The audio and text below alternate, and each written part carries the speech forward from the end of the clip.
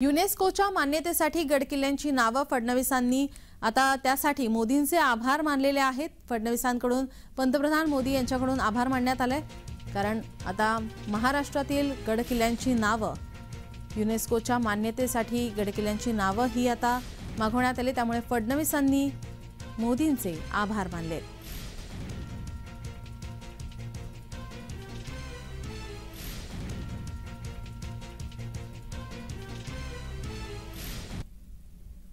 उपमुख्यमंत्री देवेंद्र फडणवीस यांनी ट्विट केले, आपण पाहूयात ग्राफिक्सच्या माध्यमातून।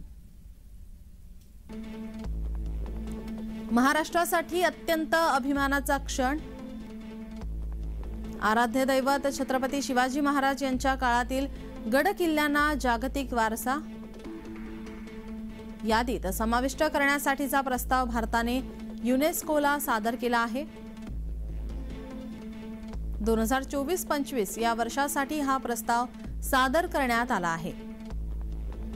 यात 12 किल्ल्यांचा समावेश आहे। हा प्रस्ताव सादर केल्याबद्दल